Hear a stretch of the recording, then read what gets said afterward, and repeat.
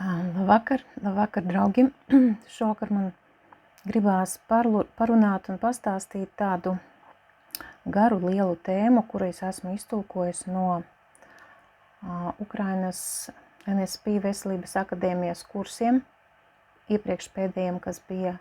Un toreiz man šī tēma likās pati, kā saka, pati asākā, pati nozīmīgākā, tāpēc es šo lekciju esmu iztulkojusi un gribu to ierakstīt latviešu valodā. Ja nu kādam tomēr arī šī te joma ir svarīga, tas ir par tieši bioelementiem un minerālvielām, saistaudu, tas ir kaulu, locītavu, skrimšļu atbalstam. Un šo lekciju lasa Valērija Dimitrova. Tie bija 2025. gada novembra kursi NSP Veselības akadēmijā. Un kas tad? Viņa, protams, pati lektore ir bijusi lielā sportiste. Un tieši traumas viņu nolika tur, kur viņa šobrīd atrodas. Viņa trenē, protams, jauniešus, bērnus, un tāpat laikā ir spēcīga Moldāvijas nutricioloģija, sporta nutricioloģija. Un kas tad ir sports? Sports pārsvarā vienmēr ir arī vienādības zīme, var likt ar traumām. Un Valērija savā lekcijā dalās ar to, ar ko savā ikdienā pastāvīgi saskarās. Tāpēc man šī lekcija tiešām ļoti patika. Es to gribu nodot arī jums. Vai esat aizdomājušies, cik stipri ir jūsu kauli? Izrādās, kauli ir stiprāki par betonu. Un tā nav metafora. Blīvi kaulaudi, īpaši gūžas kaula, kompaktā viela, var izturēt 9 līdz 10 tonnas slodzi uz 1 colu, kas ir uz 1 kvadrātcolu, kas atbilst spiedienam līdzīgam, kāds varētu būt, ja betona tilta mastu, tas varētu būt kā betona tiltu masta konstrukcijās. Ļoti, ļoti liela, tā ir spēcīga slodze. Gūžas kaulus ideālos apstākļos spēj izturēt automašīnas svaru, tas ir vidēji 1,5 tonnas, un nesalūst, ja slodze sadalīta vienmērīgi. Vēl tāds fakts, 1 kubikcentimetrs kaula spējīgs izturēt vairāk kā 7000 kg spiedienu, saspiežot to. Daba ir radījusi mūsu ķermeni unikālu, un mūsu cilvēku uzdevums radīt labvēlīgus apstākļus, lai šis ķermenis mums ideāli kalpotu. Taču tikai metaboliski aktīvs un mineralizēts kauls spēj realizēt savu dabas doto izturības potenciālu. Ja kauls ir tukšs, tas lūzīs pie mazākā kritiena. Nedaudz statistika. Katra 3. sieviete un katrs 5. vīrietis, kas vecāks par 50 gadiem, iegūst kaulu lūzumus osteoporozes dēļ. Es atvainojos. Jā, man šis krekšķis no decembra vēl turās reizēm, ļoti traucē. Tālāk, tātad pasaulē apmēram 1,7 miljardi cilvēku cieš no balsta kustību aparāta saslimšanām. Un tas ir nopietni. Kaulaudu atjaunošanās ātrums. Skelets, ar kuru cilvēks piedzima, ir pilnīgi cits. Viņa 30, 50 un tā tālāk gados. Tātad ik pa laikam pilnīgi nomainās visas skeleta struktūras. Un tieši pilnībā visa skeleta atjaunošanās pilns cikls aizņem 10 gadus. Taču process nenotiek vienlaicīgi. Jūsu kauli nemaz nezina, cik jums gadu. Porainie kauli, piemēram, skriemeļi, atjaunojas ātrāk katrus 3 līdz 5 gadus. Kompaktie kauli, piemēram, gūžas kauli, atjaunojas lēnāk, apmēram reizi 10 gados. Un ar gadiem šī atjaunošanās spēja pazeminās, īpaši pēc 30 līdz 35 gadiem. Ja jaunībā kauli veidojas ar rezervi, tad pēc 35 gadiem organisms pamazām sāk vairāk zaudēt nekā uzkrāt. Taču, ja mēs zinām, kā atjaunot kaulaudus, arī pēc 35 gadiem var iegūt spīdošus rezultātus. Kaulu audu remodelēšanas. Kaulu audu remodelēšanas cikls, jeb rezorpcija, tātad vecā kaula noardīšanās. Lai radītu ko jaunu, vispirms vajag noardīt veco. Un organismā sākas process, kura laikā utilizējas vecās šūnas un rodas jaunas. Un viss process sākas kaulu smadzenēs. Tur atrodas cilmes šūnas, no tām veidojas mononukleārās šūnas, kuras savienojas, veidojot daudz kodolu šūnas, jeb osteoklāstus. Kas ir osteoklāsti? Tās ir šūnas, kuras sēd vecos kaulaudus. Tad, kad tie ir savu lomu izpildījuši, tie ir sevi izsmēluši, tātad tos vajag noārtīt. Un tieši osteoklasti ir tādas šūnas, kas palīdz izšķīdināt minerālus un noārtīt organisko matriksu. Tādā veidā sagatavojot visu jaunām kaulu šūnām. Piemēram, piena zobi. Kas ar tiem notiek? Tieši tas pats osteoklasti noārda piena zobus, lai vietā augtu jauni zobi. Jauna kaula veidošanās. No citām cilmes šūnām veidojas mazenhimālajām, tātad no mazenhimālajām cilmes šūnām veidojas osteoblasti. Tur bija, kas noārda, tie bija osteoklasti, un jaunu kaulaudu celtnieki saucās osteoblasti. Viņi rada kolagēnu, un citi rada arī īpašas olbaltumvielas, lai formētu jaunu osteoīdu. Tā vēl ir tāda nemineralizēta matrice. Vēlāk osteoīds mineralizēs un kļūst par pilnvērtīgu jaunu kaulu. Ja jūsu uzturā ilgstoši ir olbaltumvielu deficīts, kaulaudu atjaunošanās process ieilgst. Un otrais tātad moments, vēl kas ir svarīgi, kaut arī jums pietiek olbaltumvielu, jāsaprot, vai jums organismā olbaltumvielas uzsūcas. Jo mēs esam nevis tas, ko ēdam, bet gan tas, kas mums uzsūcās. Ja zarnās bardaks, ja vāja fermentatīvā darbība, viss kaulu radīšanas process palēninās un ieilgst. Tālāk nākošais etaps ir nobriešana un atbalsts.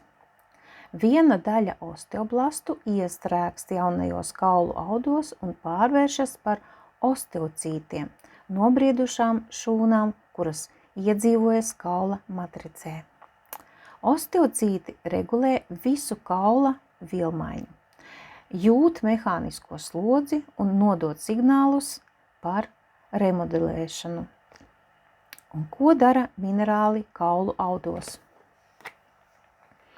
No visām pusēm to vien dzirdam. Kalcijs, sērs, fosfors, viss kaulu noardīšanās un jauna kaula veidošanās process ir no tāda šīta substrāta atkarīgs process. Ja nav no kā būvēt, tad kaut kādos etapos būs traucējumi. Tātad vēlreiz. Osteoklasti noārda veco kaulu, tā saucamā rezorpcija, un, lai noformētos jauni osteoblasti, ko mums vajag, pirmkārt, tas ir varš.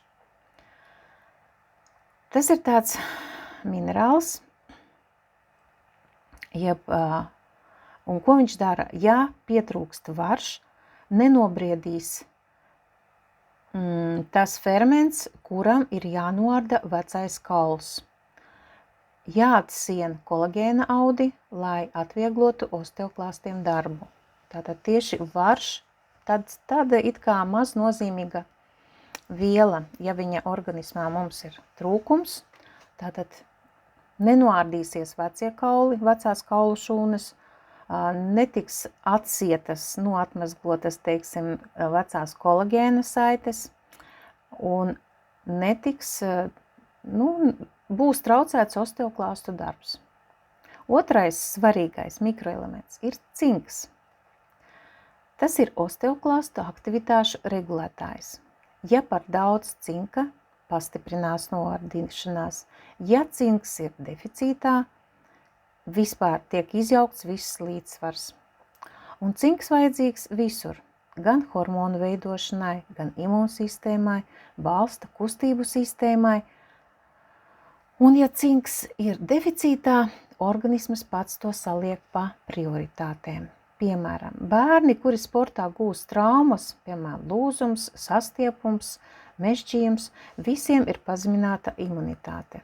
Tātad cinks vispirms tika novadīts kaut kur citur, kur vairāk viņu vajag, piemēram, kādā kaulu darbībai vai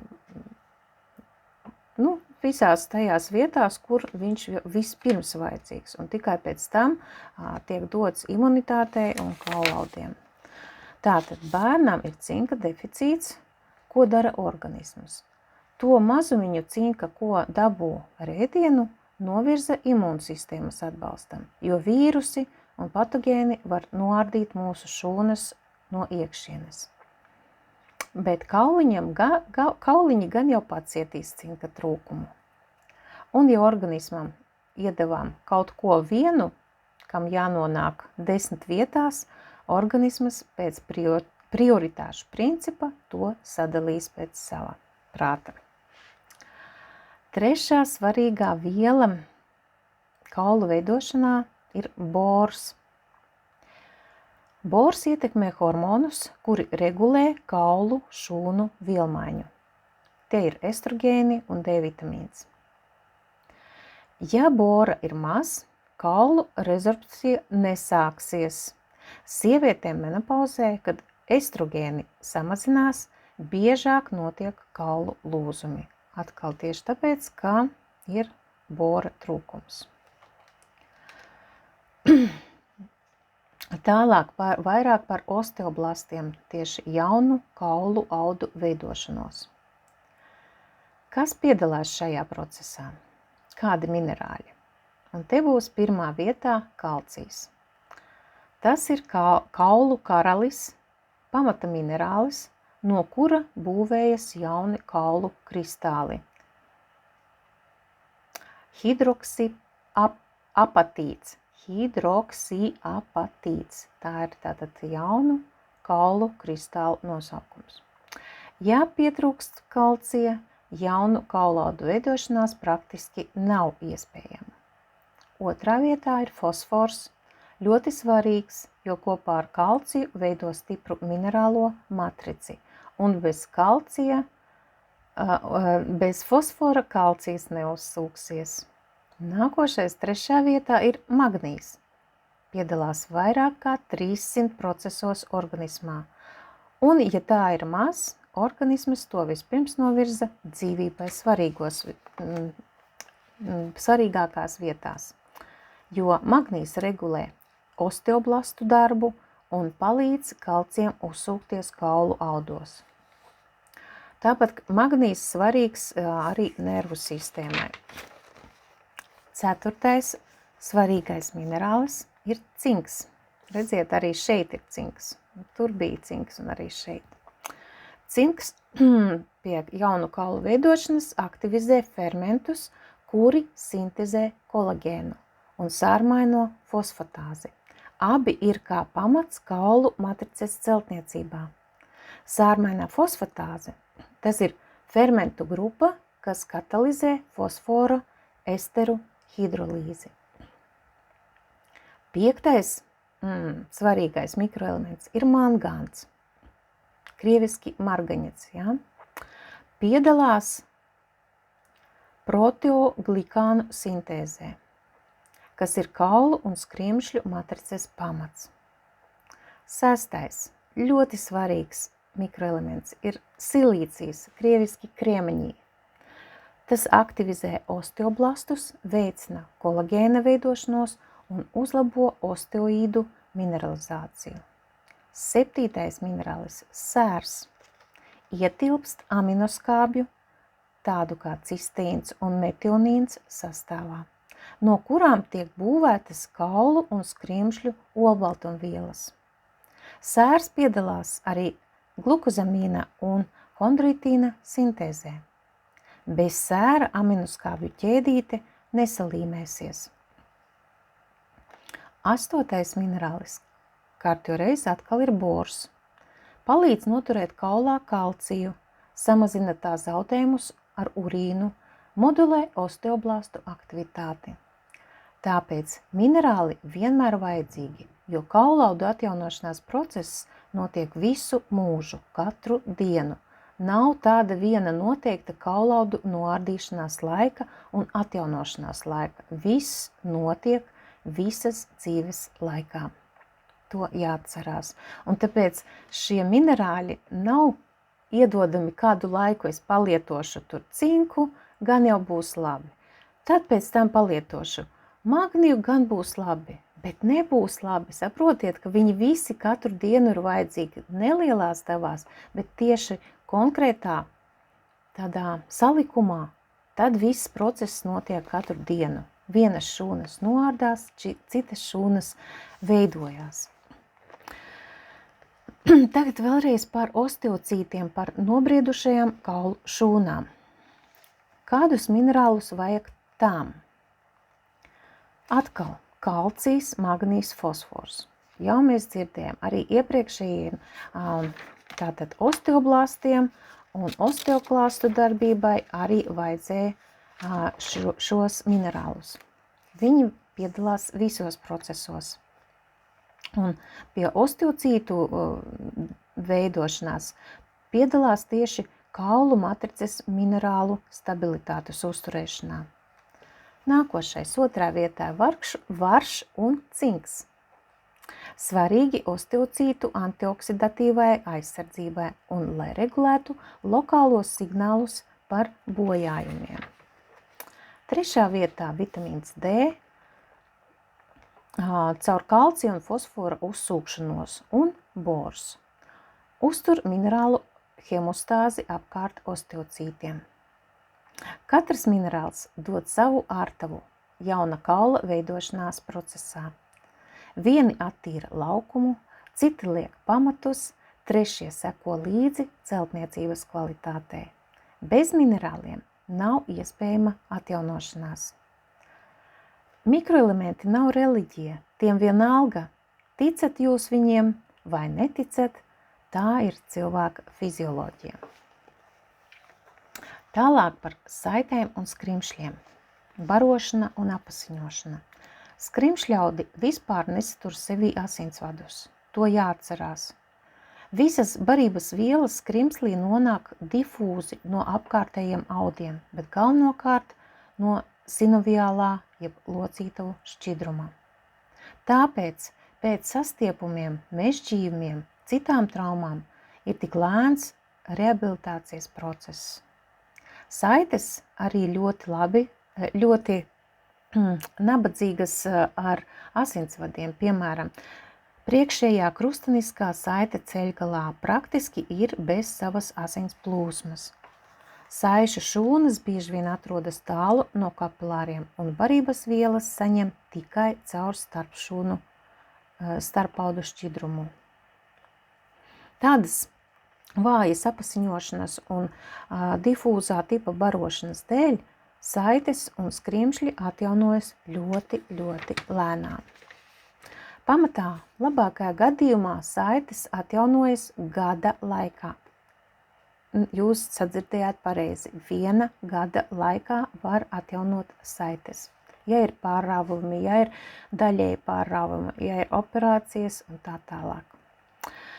Tur, kur nav asinsvadu, kur nav skābekļa, kur nabadzīga barošana, vienmēr atlapšana un atjaunošanās notiek sliktāk.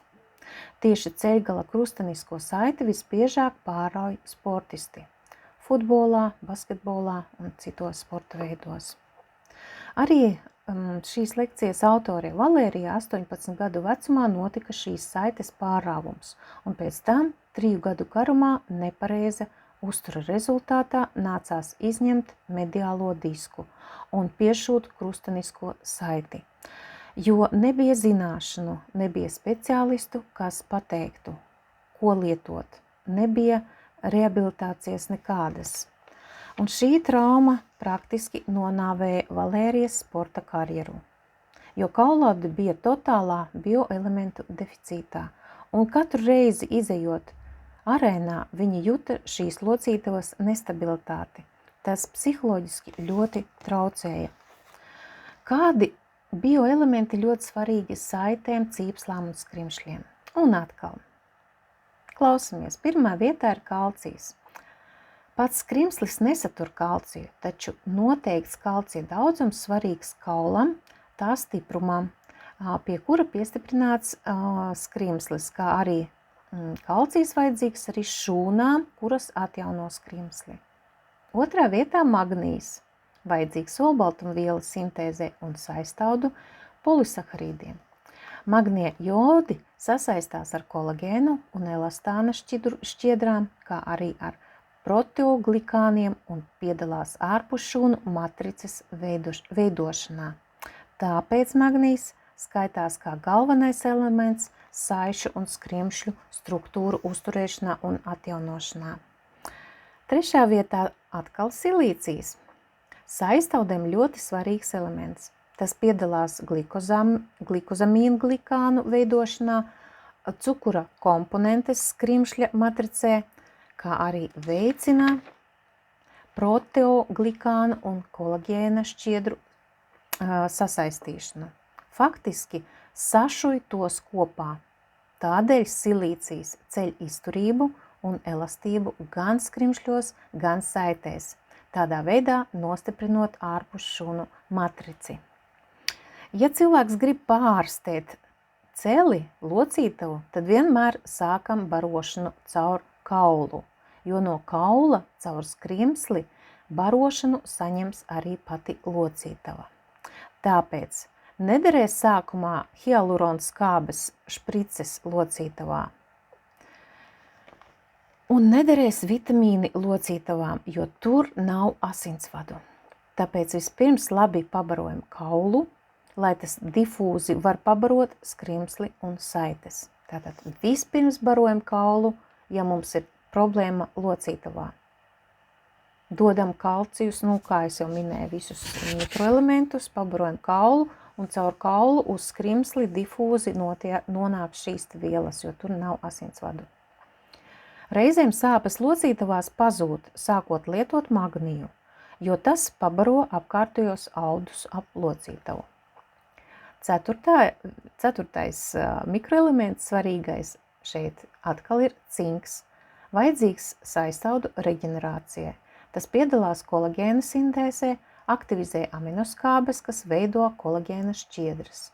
Ja nav cinka, kaut peldieties kaulu buljonos, kolagēns no tā neveidosies. Iedomājieties, jūs varat ēst pat kolagēnu atsevišķi, bet ja tur nav cinka jūsu organismā, kas to kolagēnu novadīs un sintezēs tālāk, veidojot to cilvēkam nepieciešamo kolagēnu, tad arī nebūs jēgas.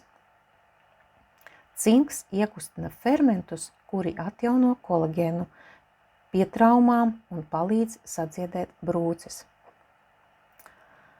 5. svarīgais elements ir sērs, skrimšļa struktūras galvenais elements. Skrimslī sērs ir sulfatēts glikozamīnu glikānu sastāvā. Piemēram, kondrītīna sulfāta sastāvā. Tās ir vielas, kuras palīdz noturēt ūdeni skrimslī un rada tajā amortizējošās īpašības. Tātad no sēra ir atkarīgs, cik skrimslis piesaistīs sev ūdeni, cik viņš būs elastīgs pēc tam. Sērs nepieciešams arī, lai veidotu stipras kolagēna šķērseniskās saites. Disulfīdu tiltiņi starp olbaltumvielu ķēdēm. Tieši tur piedalās sērs. Skrimšļaudu atjaunošanās ātrums. Locītavu skrimšļi pieaugušam cilvēkam praktiski neatjaunojas, jo tā komponenšu vielmaiņa ir ļoti zema. Kāpēc tā? Jo skrimšļus nav, kā jau mēs minējam, skrimšļos nav asinsvadu. Tas barojas difūzi caur sinoviālo šķidrumu. Tāpēc skrimšļa šūnu, jeb hondrocītu metabolisms ir ļoti lēns. Normā hondrocīti aizņem 1 līdz 5% no audu apjoma skrimslī un satur maz skābekļa. Dziedināšana pēc traumas. Satraumētam skrimslim pavisam neliela spēja pašam atjaunoties, jo tur nav asinsvadu. Nenotiek pilnvērtīgs iekaisuma process, kad būtu asins receklis, kurā rastos reģenerācijas process. Tāpēc lūdzu, barojiet savu skrimsli. Skrimšļaudus vispār jābaro saulaicīgi. Nelieli defekti uz vielmaiņas virsmas, kuri neaiziet līdz kaulam. Piemēram, skrāpējumi nekad nesadzīs pat visas dzīves laikā. Plaisiņas tās nekad neaizpildīsies. Tad, kad skrimslis bojāts līdz pat kaulam, iespējama daļēja reparācija, kas var notikt caur kaulu smadzenēm esošo asinsridi.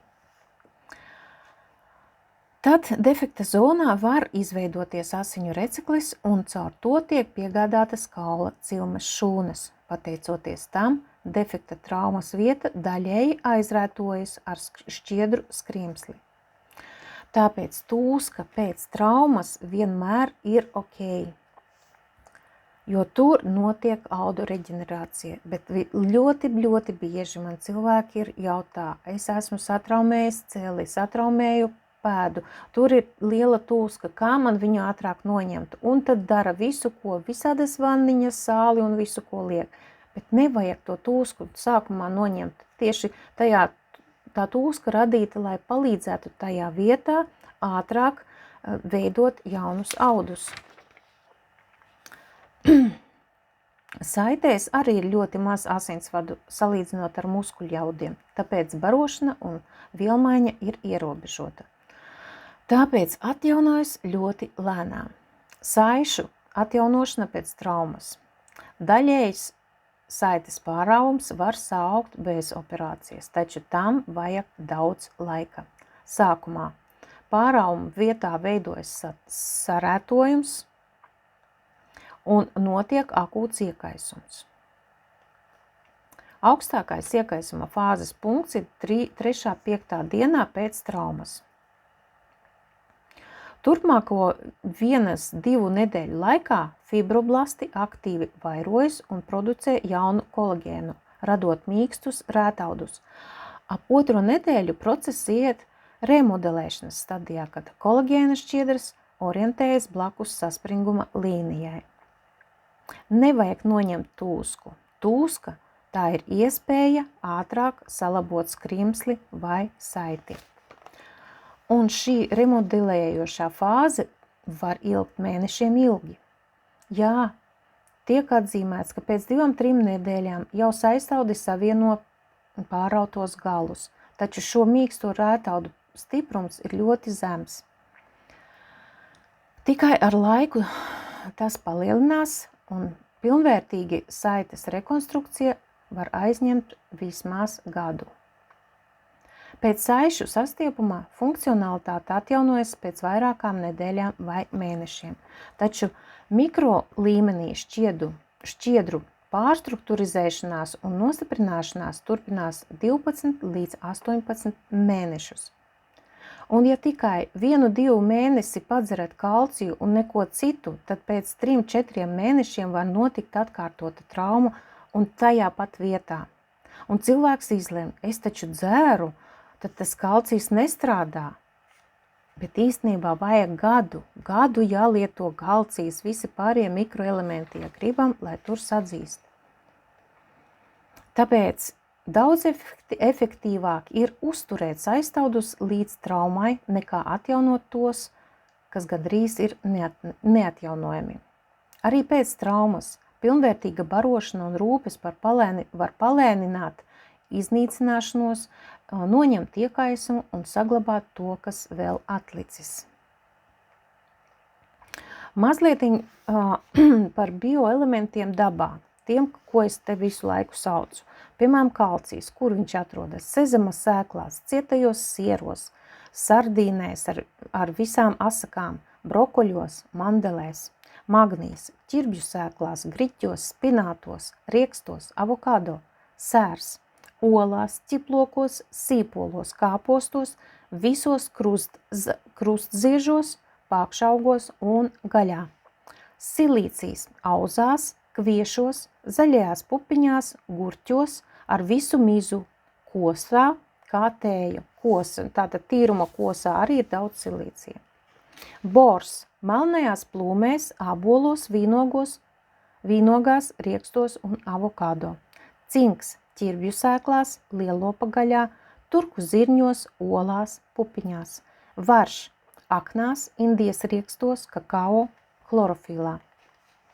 Cik jāpēd, lai iegūtu dienas devu? Tātad kalcijs diennakts deva vidēji ir 1000 līdz 1200 mg.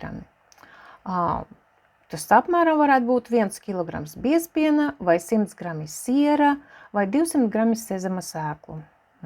Ja tā var apēst tik daudz. Sērs dienas deva 800 līdz 1000 mg. Tik daudz varam uzņemt, ja mēs apēdam 6 olas vai 2 porcijas lēcu vai 3 ķiploka daivas un plus vēl olbaltumvielas. Magnīs dienas devā 300–400 mg. Lai to iegūtu ar pārtiku, jāpēd 100 g ķirbju sēklu vai 300 g spinātu. Silīcijas dienas deva 20–40 mg. Lai to iegūtu, jāizdzer 1 litrs minerālu ūdens ar silīciju vai 2 šķīvji kviešu. Bors dienas deva 1 līdz 3 mg. Lai to iegūtu ar uzturu, jāpēd 5–6 melnās plūmes vai 1 ābols ar mizu. Tas jau vēl ir iespējams. Var mēģināt uzņemt visus minerālus ar ēdienu, bet tad jāēd regulāri, pārdomāti, daudz un kvalitatīvi. Tieši tāpēc uzturu bagātinātāji kļūst par stratēģiju, nevis par ēdiena aizvietotāju. Nutrienti tās ir rūpes par jūsu celtniecības materiāliem. Veselība nemīl eksperimentus. Izmantojiet gan uzturu bagātinātājus. Produkti balsta kustību sistēmai. Tātad tagad par Nature Sunshine kompānijas produktiem. Kalcijs ar D3. Buņģā ir 150 tabletes. Vienā tabletē ir kalcijs, magnijs, fosfors un D3 vitamīns. Bet tie ir tikai nedaudz, lai palīdzētu kalcijam nonākt šūnās, tur, kur viņam jānonāk. Vēl mazliet ir pievienotas lucernes lapas un celulozes stearāts kā pildviela. Tātad kalcijs. Tas ir helāts, citrāts, dikalcija fosfāts. Tātad šajā buņģā kalcijs ir vairākās formās kopā ar magniju, fosforu, D3 vitamīnu. Lieliski nokļūst šūnā un strādā tur. Kalcijs kā celtniecības materiāls kauliem, zobiem. Magnijs, magnija helāts. Tātad es izskatu to vienu kalcijs ar D3, vienu tableti, teiksim, jā. Tajā ir kalcijs, magnijs, fosfors un D3. Tad par katru atsevišķo magnijs, šajā komplektā magnijs ir helāta un oksīda formā un strādā kā spazmolītiķis, Un kalcijs ir antagonists. Tas ir kalcija antagonists. Piedalās 300 un vairāk fermentatīvās reakcijās. Fosfors no dikalcija fosfāta. Stiprina kaula minerālu matrici, nepieciešams priekš hidroksija apatīta veidošanas. Un D3 vitamīns tur ir ļoti nedaudz, 3,3 mikrogrami, veicina kalcija un magnija uzsūkšanos zarnu traktā. Tāpēc, kad cilvēki domā, es paņemšu buņģu ar kalci, kur rakstīts kalcijs, magnijs un D3, un tagad man visi tie pietiks. Nē, tas ir tikai kalcijs. Kalcijs, kuram pievienoti šie pārējie elementi, lai tas kalcijs aizietu tur, kur viņam jānonāk. Un vēl klāt ir tātad lucerna kā palīgviela un dabīgs mikroelementu un fitonutrientu avots. Tāpēc ir liela atšķirība, kādu kalciju lietojat, tam ir jāuzsūcās. Kāpēc tieši tāds kalcija sastāvs ir ļoti efektīvs nutriciologa rokās? Pirmkārt, kalcijs ir dažādās formās, kas daudzreiz uzlabo kalcija uzsūkšanos dažādos zarnu trakta apgabalos. Otrkārt, magnija helāta forma plus ātrs efekts plus ilgstoša bagātināšana. Tātad ātrāk ievelk kalciju šūnā. Fosfors te ir tikai tik daudz, lai palīdzētu kalcijam ieriktēt šūnā. Tieši kalcijam ieriktēties šūnā. Un D3, lai atbalstītu kalciju uzsūkšanos šūnās. Tas īpaši svarīgi pēc 40 gadiem. Kompānija nezina, lietojat atsevišķi D3 vitamīnu vai nē, tāpēc pievienot te kompleksā, lai 100% būtu pārliecināti, ka šīs kalcijs tiešām nonāks šūnās. Un lucerna kā dabīgs atbalsts, jo tā satur varu, cinku, B grupas vitamīnus, K vitamīnu, fitoestrogēnus, strādā kā dabīgs adaptogēns un mineralizētājs. Un vēlreiz, kāpēc tieši šis kalcija komplekss? Jo dažādās kalcija un magnija formas rada daudzpakāpju uzsūkšanās spēju. Otrkārt, nerada aizcietējumus atšķirībā no kalcija karbonāta. Zarnu peristaltika uzlabojas, pieredzi ar bērniem, sportistiem to Valērija jau sen ir izpētījusi. Un der pie pazemināta kuņģa skābuma. Pat, ja jums ir gastrīts un tā tālāk, šis kalcijs uzsūksies. Pie tam nesatur laktozi un glutēnu. Šo kalciju droši var izmantot kā bāzes produktu balsta kustību aparāta atbalstam. Nākošais tāds svarīgs komplekss balsta kustību aparātam ir magnija komplekss helāta formā. Tāds pieejams tikai Krievijas, Baltkrievijas, Ukrainas, Moldāvijas tirgos. Eiropā magnēzium, un tur ir kopā ar citrāts un malāts, laikam, jā. Un kāpēc magnijs vispār vajadzīgs? Jo magnijs ir kā kofaktors vairāk kā 300 fermentiem, nepieciešams olbaltumvielu sintēzei. Magnijs piedalās kaulaudu formēšanā un regulē kalcija līdzsvaru. Magnija deficīts rada kaulu minerālu blīvuma samazināšanos un paaugstinātu osteoporozes risku. Ļoti bieži saka, jālieto tikai kalcijs. Nē, redziet, kalcijs jālieto un magnijs, un tad šo te osteoporozes risku var mazināt. Un Valērija šo magniju dzer 7 gadus bez pārtraukuma, kas rada lielisku nervu sistēmu un palīdz būt proaktīvai. Kāpēc šis magnijs strādā? Pirmkārt, forma. Citrāts plus malāts. Mums ir tikai malāts, bet tātad tur Krievijas tirgu ir citrāts un malāts.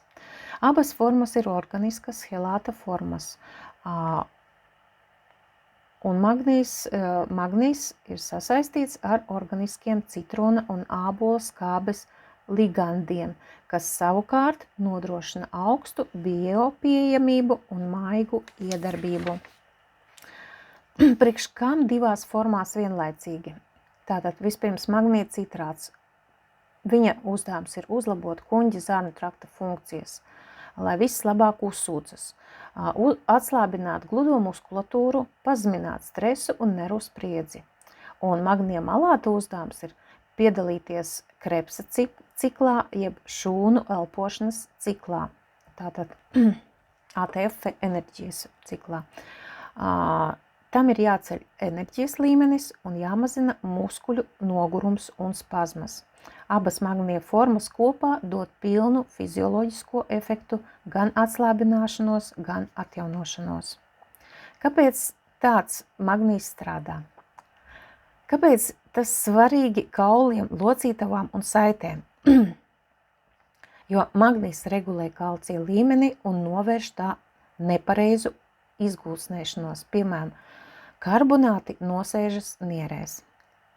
Bet šis magnijs palīdz kalcijam nonākt tur, kur vajag. Magnijs piedalās kaulu matrices mineralizācijā, un magnijs mazina muskuļu spriedzi, tā aizsargājot locītavas no pārslodzes. Magnijs uzlabo atjaunošanos pēc slodzes. Un secinājums – magnija organiskās formas no Nature Sunshine optimāla kombinācija enerģijas uzturēšanai, muskuļu atbrīvošanai un pilnvērtīgai kaulaudu mineralizācijai. Nākošais ļoti labs komplekss, pieejams tikai SNG bijušajā tirgū.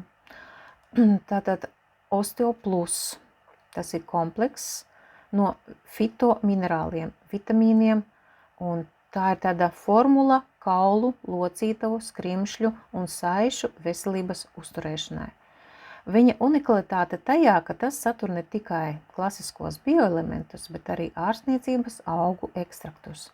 Tāds salikums nodrošina daudz profilu iedarbību, vienlaicīgi aizpilda svarīgu elementu deficītu kaulos un saistaudos un strādā kā pretiekaisuma, pretsāpju līdzeklis no ārstniecības augiem. Sastāvs ļoti skaists. Kalcija helāts, citrāts, dikalcija fosfāts, magnija helāts oksīds, fosfora dikalcija fosfāts, D3 holekalciferols, C vitamīns, B6, B12, tātad C vitamīns, tas ir kolagēna sintēzē, B6 ir olbaltumvielu maiņai, minerālu uzsūcamībai, B12 te strādā kā asinsradēji, kaulu smadzenēs, dzels, skābekļa transports asinsritē, cinks, kolagēna sintēzē un imunitātei, mangāns, saistaudu fermentu darbam, varš, kolagēna formēšanai, bors, kalcija vielmaiņai, hormonālā fona regulēšanai, kālijs, elektrolītu līdzsvaram, muskuļu un asinsvadu tonusam, betaīns, kuņģa skābes atbalstam, uzlabo minerālu uzsūkšanos, un beta-karotīns, antioksidants, aizsargā ļotādas. Un vēl par OsteoPlus formulu. Tā ir bagātināta ar īpašiem augu ingredientiem, kuri tradicionāli populāri ar savu vērtību, kaulu un locītavu uzturēšanā. Šie fitokomponenti, vitamīnu un minerālu iedarbību nodrošina pretiekaisumu, atsāpinošu un reģenerējošu efektu. Un komponentu sinerģija un formulas efektivitāte. Tātad OsteoPlus formulā vitamīni C, B6, B12, beta-karotīns un minerāli, vārš, mangāns, cinks, silīcijas atbild par organiskas, kvalitatīvas matrices veidošanu, par kolagēnu un proteoglikāniem. Savukārt vitamīns C un vārš tie ir galvenie fermentatīvo reakciju dalībnieki, kuri sašuj kolagēnu. B6 un B12 nodrošina vajadzīgo kofermentu un aminoskābju klātbūtni, lai saliktu olbaltumvielas, kā arī aizvāc kolagēna traucējošo homocistīnu. Silīcijas no kozas ievies kolagēna šķiedrās, nostiprina tās, kā arī stimulē osteoblastus jaunu šķiedru sintēzē. Vienlaicīgi kalcijs, fosfors, magnijs, bors, D vitamīns un kālijs atbild par mineralizāciju. Un tieši D vitamīns pastiprina kalcija un fosfora uzsūkšanos. Bors pagarina D3 iedarbību, kā arī uztur estrogēna līmeni kaulu anabolismam. Magnijs novirza kalciju uz kauliem un stabilizē hidroksīpatīta kristālus. Cinks un mangāns aktivizē fermentus, kurus sintezē kaula matrices komponentes. Tādējādi minerālu bloks un vitamīnu bloku formulas strādā roka rokā. Minerāļi dod celtniecības materiālus kauliem, vitamīni un kofaktori kā instrumenti šīs celtnes salikšanai. Rezultātā pastiprināta augšana un kaulaudu remodulēšana, paaugstinot kaula blīvumu un spēku. Vēl viens ļoti unikāls un lielisks līdzeklis Nature Sunshine kompānijā ir MSM, tātad metilsulfonilmetāns. Tā viņš saucās MSM, jeb parastā tautas valodā tas ir sērs, jo vienā tabletē sastāvā ir 255 mg sēra organiskā formā. Sērs saistaudu galvenais elements. Ietilps tādu aminoskābju sastāvā kā metionīns un cistīns, kuras veido struktūru. Tādas struktūras kā kolagēns, elastīns, proteoglikāni, keratosulfāti, hondroitīnsulfāti. Tātad sērs, saišu, cīpslu un skrimšļu rāmja galvenais elements.